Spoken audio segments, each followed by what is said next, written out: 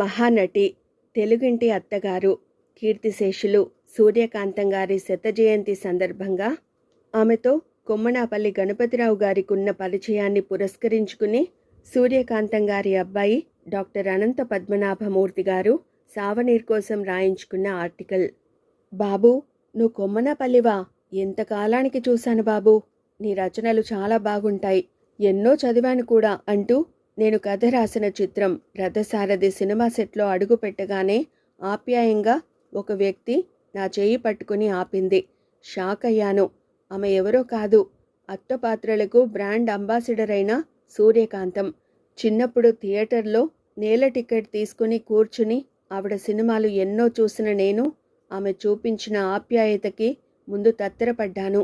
తెలుగు ఇళ్లల్లో, ప్రజల గుండెల్లో చిరస్థాయిగా ఉండిపోయిన అత్త సూర్యకాంతం నాకు ఆ క్షణంలో అమ్మలా అనిపించింది.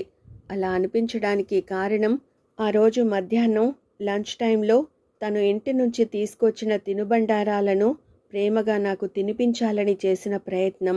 ఎంత గొప్ప నటి అమ్మ సూర్యకాంతం. ఆమె ఎడమ చేతి వాటంతో విసవిస నడుస్తూ, కోడల్ని కటువుగా మాట్లాడుతూ రాచి రంపాన పెట్టిన తీరు గుర్తు చేసుకుంటే తెలుగిళ్లల్లో ఆడపిల్లల తల్లిదండ్రులు ఎంతో ఆందోళన పడేవారనేది నిజం. పెళ్లి సంబంధాలు చూసేటప్పుడు అమ్మాయిల తల్లిదండ్రులు అబ్బాయిల కన్నా ఆ ఇంట్లో ఉన్న అత్త ఎలాంటిదో తెలుసుకునే స్థాయికి చేరుకుంది తెలుగు రాష్ట్రం. సన్నివేశంలో ఎంత పెద్ద నటులైనా ఆమె కాంబినేషన్లో యాక్ట్ చేయాలంటే కొంచెం జంకేవారు, చాలా జాగ్రత్తలు తీసుకునేవారని చెప్తుంటారు. నిజం.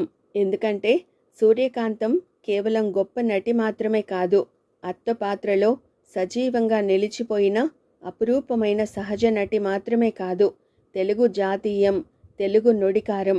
అందుకే ఆమె పాత్రలను చూసి ఎంత ఆనందపడేవారో అంత కంగారు పడే తెలుగు జనం బిడ్డలకి సూర్యకాంతం అని పేరు పెట్టే సాహసం చేయలేకపోయారు ఇప్పటిదాకా. నిజానికి ఆ అంటే అమ్మ అని పుస్తకాల్లో చదువుకున్నామేమో గాని సూర్యకాంతమ్మ పాత్రలను, ఆమె నటన వైదుష్యాన్ని చూశాక ఆ అంటే అత్త అని కూడా బల్లగుద్ది చెప్పేటంతగా అమ్మ సూర్యకాంతం ముద్ర వేసింది. అది మాత్రమే కాదు, ఆ తర్వాత తెలుగు టీవీ రంగానికి వస్తే ఆదిలో కుటుంబ కథలతో మొదలైన సీరియల్స్ చాలా వరకు గయ్యాలి అత్త పాత్రని బేస్ చేసుకుని రేటింగ్స్ పెంచుకోవడానికి సూర్యకాంతమ్మ పాత్రలే ప్రేరణ అయ్యాయి.